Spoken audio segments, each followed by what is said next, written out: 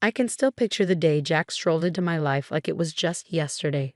I was in a tiny cafe, sipping on their cheapest coffee and trying to sort out my thoughts. Then he walked in, looking like he stepped out of a movie scene. No fancy lights or music, just the jingle of the doorbell and the smell of stale coffee mingled with his aftershave. "Mind if I sit here?" he asked, flashing me a charming smile and pointing to the empty chair across from me. "Go ahead," I said, trying to play it cool despite my surprise at his sudden appearance. We hit it off right away, like two peas in a pod. We had the same interests, from binge-watching cheesy TV shows to arguing over the best pizza topping, pineapple, no doubt. Soon, we were serious about each other, not just casually hanging out. It felt like we had known each other forever. And before we knew it, marriage was on the table. But then came the tough part. Let me tell you, his parents were a handful. Meeting them for the first time was like stepping into a lion's den with a juicy steak strapped to my back. They had this way of smiling while silently judging you, deciding if you were up to par or not. "You're the one Jack can't stop talking about, huh?" his mom said, her tone more frosty than friendly. "Yep, that's me," I replied, trying my best not to let her intimidating aura get under my skin. His parents wasted no time in expressing their desire for us to sign a prenup. I wasn't interested in their money, but their approach left a sour taste in my mouth. "I'll sign your prenup," I told them. "But here's the catch. If one of us cheats, the cheater owes $200,000. Jack looked stunned, like I'd slapped him with a wet fish. "Babe, I'd never cheat on you," he insisted, his expression dead serious. "Yeah, well, my ex said the same thing before I caught him cheating," I shot back. It was either this deal or nothing. Jack eventually agreed, though his parents didn't seem too thrilled about it. We figured that settled the matter, but we were in for a surprise. One evening, we were cozied up on our old squeaky couch. We always talked about replacing it, but it held too many memories to let go. The TV droned on in the background, but we were too wrapped up in planning our dream trip to Switzerland. We knew it would stretch our budget thin, but we were determined to make it happen. "Picture it, Jack. The food, the wine, the art. We have to go," I exclaimed, excitement lighting up my eyes. Jack chuckled and pulled me closer. "Linda, you had me at food, but let's face it, our bank account is more suited for backyard camping than a fancy trip to Geneva." I nudged him teasingly. "Then we'll save up. We'll cut back on things we don't really need, like your video games." He feigned shock. "Not the video games. Take my shirts, my shoes, even my beloved coffee maker, but spare the games." We shared a laugh. That was us in a nutshell, dreaming big while staying grounded in our simple life. And we were content. Our happiness didn't just lie in grand adventures, it was also in the everyday moments, like Jack's attempts at cooking breakfast on Saturdays. He wasn't a culinary master, but he had somehow perfected scrambled eggs and toast, which he proudly served with his less-than-perfect coffee. "I'm feeling scrambled eggs today. What do you think?" he'd ask, already making his way to the kitchen. "Only if you promise not to burn the toast this time," I'd tease back, adding, "and I'm taking charge of the coffee." One day, as we tackled the dishes together, a mundane chore that felt special because we did it side by side, Jack broached a topic we'd been avoiding. "Linda, we need to talk about, starting a family," he said, breaking the comfortable silence. I paused, holding a plate in my hands. "I know it's just scary, isn't it? What if it doesn't happen for us?" Jack turned to me, drying his hands on a towel. "Then we'll face it together. But we won't know until we try, right? How hard can it be?" He chuckled, a mix of nerves and affection in his tone. Famous last words, huh? But that's us. Whatever life threw at us, we tackled it together. Even when his mom started dropping hints about wanting grandchildren every chance she got, we handled it. "Linda, dear, when are you going to give me some grandbabies? You're not getting any younger, she'd say, her tone sugary but her message clear as day. I'd hold my tongue, flash a smile, and chirp, "We're on it, right, Jack?" And he'd chime in, "Mom, chill out, okay? These things don't happen overnight." But as time passed, the pressure mounted. It wasn't just from his mom, but from us too. We longed for a family, but it wasn't falling into place as easily as we'd hoped. Since Sophia found a new hobby in making my life tough, our home felt like a war zone. her sharp words the main ammo. It all boiled over during one Sunday lunch meant to be serene and easygoing. Right on cue, Sophia barged in uninvited just as we were about to dig in. The atmosphere turned tense the moment she stepped in, her eyes scanning the room like she was inspecting a battleground. "Well, isn't this a quaint little setup?" she sneered, eyeing the modest meal I'd whipped up. "Quite the effort, Linda. Looks like you've been slaving away in the kitchen all morning, trying to keep the peace and mustered a smile. It's nothing fancy, Sophia. Just something simple and quick. Please, take a seat." As we settled at the table, she launched into her usual spiel. "You know, Linda," Sophia began, her tone dripping with condescension, "I was chatting with Mrs. Charlotte the other day, and she mentioned how her grandson just became a dad. It got me thinking, when are you and Jack going to give me some good news? Time's ticking, you know." My cheeks flushed with a mix of embarrassment and frustration. I glanced at Jack, hoping for some backup, but he suddenly seemed very engrossed in his meal. "Mom, seriously?" Jack finally mumbled, but it lacked conviction, and we all knew it. Undeterred, Sophia pressed on. "I hate to be blunt, but you're not getting any younger. You work hard for your money. Why waste it on Linda if she can't fulfill her basic duties as a wife? Hiring help for cleaning and cooking would be much more efficient, don't you think?" That was the last straw. "Sophia, I'm doing my best here," I blurted out. "It's not like I don't want kids. And as for the house and cooking, I didn't realize marriage came with a job description." Sophia scoffed. "Marriage isn't a free ride, Linda. You have responsibilities, and frankly, you're not meeting them."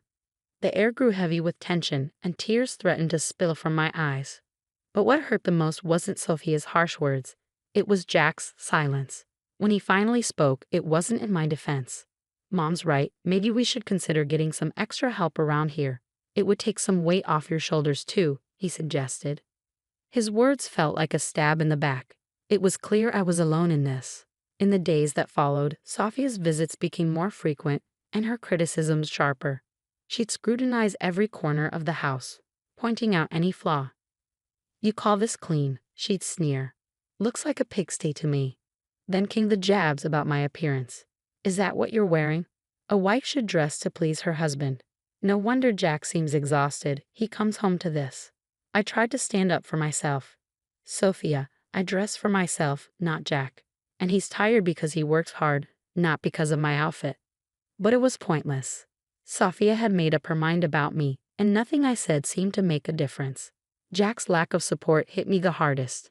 Every night after his mom's departure, we'd end up arguing. "Why won't you defend me, Jack?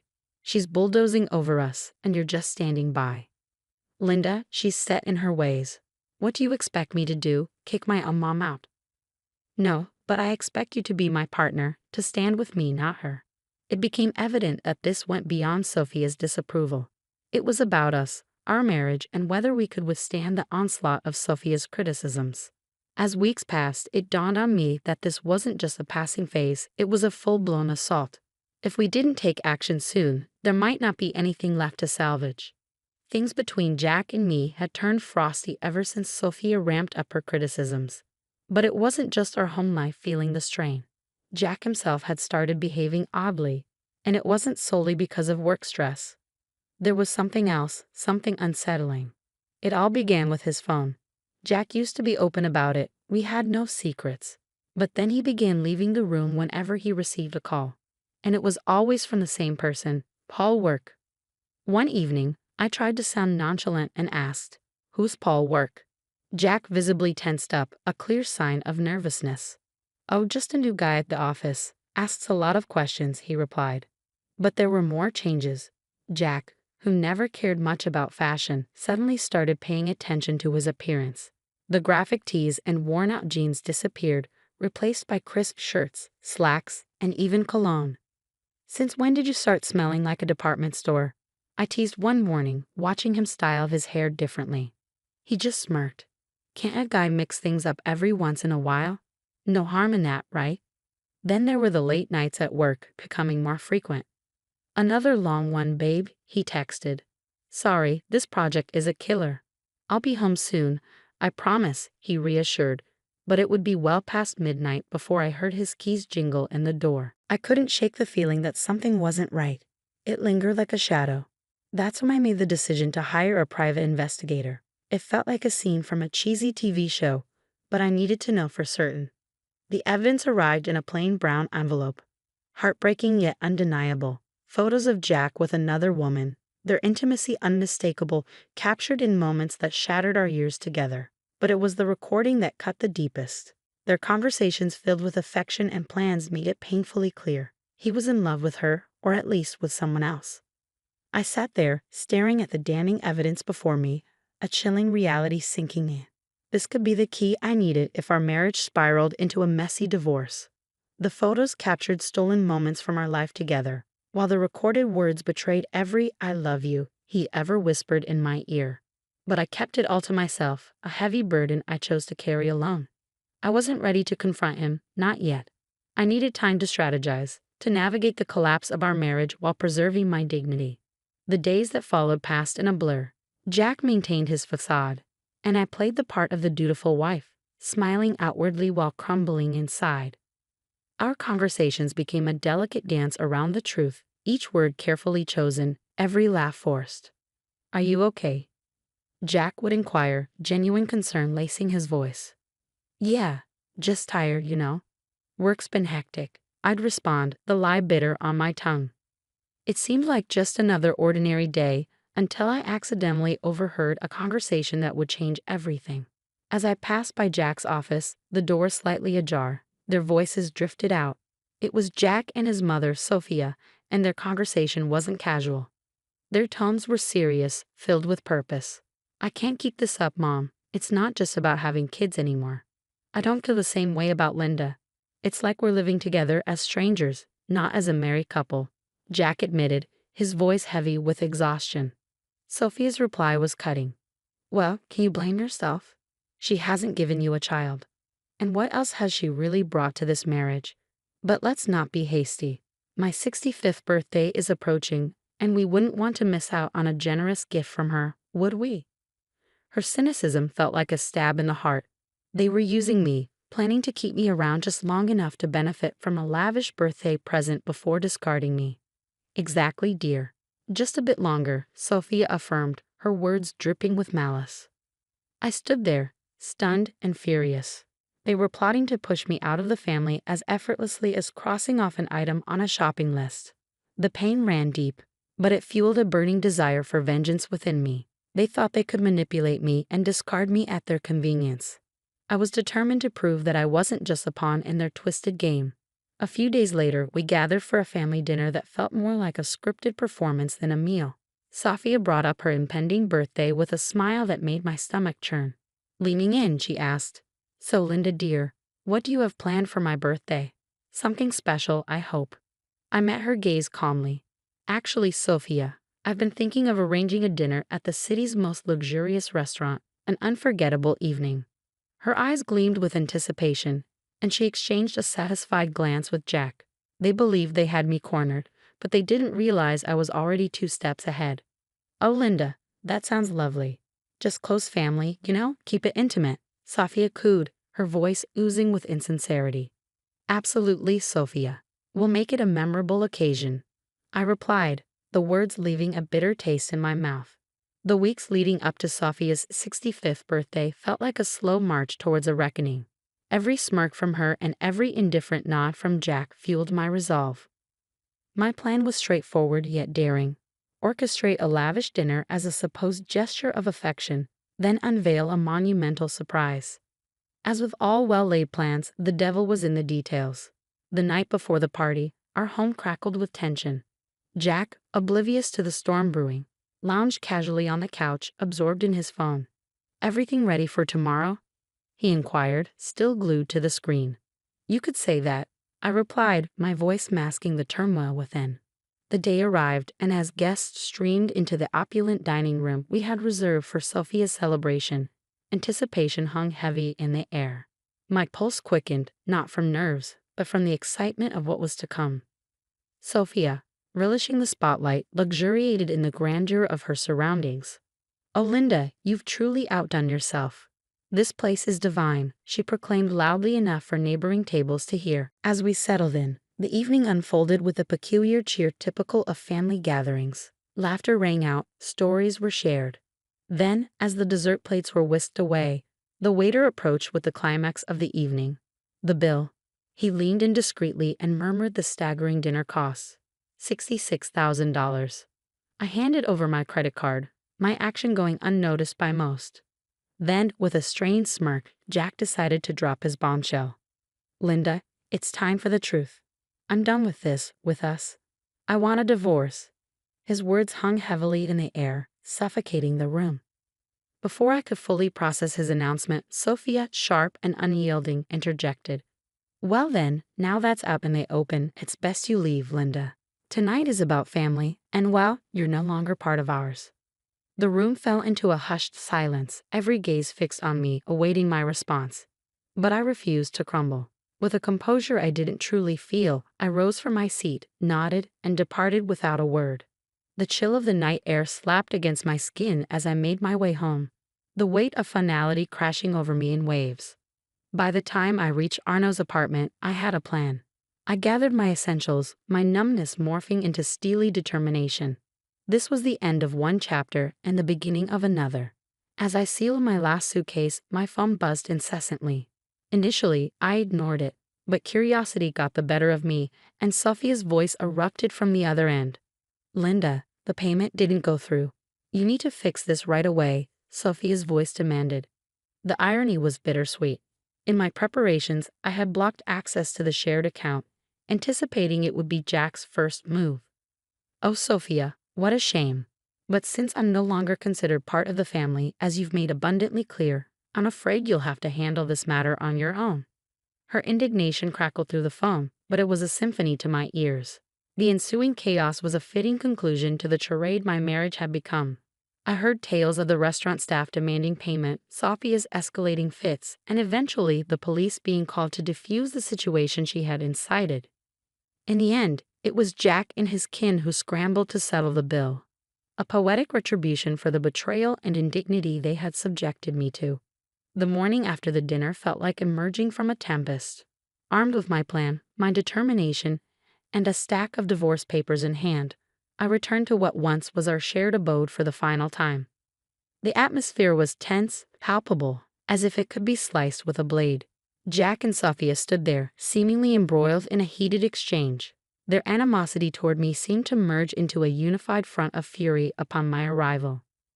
You've got some nerve showing your face here after last night, Jack spat, his features twisted in a mixture of anger and disbelief. Quick to echo his sentiment, Sophia hurled her own barbs. Ingrate, you've brought shame upon us in front of the entire city. Do you comprehend the humiliation of having the police summoned on account of your actions? People were laughing, filming. I met their fury with a composure I hardly felt. Shame? Is that your primary concern right now? I retorted, tossing the divorce papers onto the table, placing the incriminating photos of Jack's infidelity atop them. Perhaps you should direct your attention to this instead. Jack's complexion drained of color as he picked up the damning photographs, with his mother looming over his shoulder. Their rage dissolved into shock, then morphed into panic as they comprehended the gravity of the situation. And let's not overlook the prenup, shall we? I pressed on, my voice unwavering. You stray, you pay, precisely $200,000. Sophia's features contorted into a snarl. You wouldn't dare. You can't do this to us. Oh, but I can, and I will, I retorted, my voice devoid of warmth, resolute in my decision. Recognizing the gravity of the situation, Jack altered his approach. Please, let's discuss this. We can find a solution. I couldn't suppress a bitter, mirthless laugh. Find a solution? You think a few words can undo everything? No, Jack, it's over. Sophia, ever the master manipulator, attempted to soften her stance, her tone dripping with false concern. Linda, darling, think about what you're doing. This will destroy us.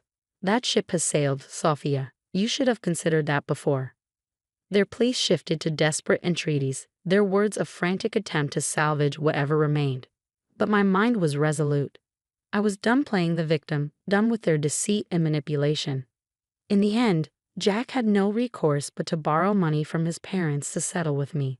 As I departed from that house for the final time, check in hand, I felt a burden lift from my shoulders. After all that transpired, I was finally liberated. I used the money from Jack to secure a down payment on a modest yet snug abode of my own. It's remarkable how much tranquility you can find in a residence that's solely yours, where each nook feels like a sanctuary away from the tumult of the past. Life is calmer now, and I wouldn't have it any other way. I have a job that keeps me occupied, amiable neighbors who offer nods and smiles, and a petite garden that's entirely mine to tend to.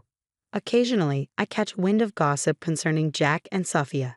Just the other day, while grabbing coffee from the local spot frequented by the community, I bumped into an acquaintance from the old neighborhood. After some polite chit-chat, they leaned in, lowering their voice, and whispered, "Hey, have you heard the latest scoop about your ex and his mom?" Their eyes gleamed with intrigue. I arched an eyebrow, intrigued yet detached. "Can't say that I have." "Do share." They seemed to relish divulging the news. Apparently, Sophia isn't too thrilled with Jack's new girlfriend. Rumor has it they're quarreling like there's no tomorrow. Puts your situation in a whole new light. We moved on from the topic, but as I strolled away with my coffee, I felt a profound sense of relief. There was a time when such news would have unsettled me, but now it's simply another chapter in someone else's tale. These days, my greatest worries revolve around whether my tomatoes will ripen before the squirrels snatch them, or if I'll ever master yoga without resembling a newborn deer on ice. Life is simpler, quieter, and considerably sweeter on this side of the chaos.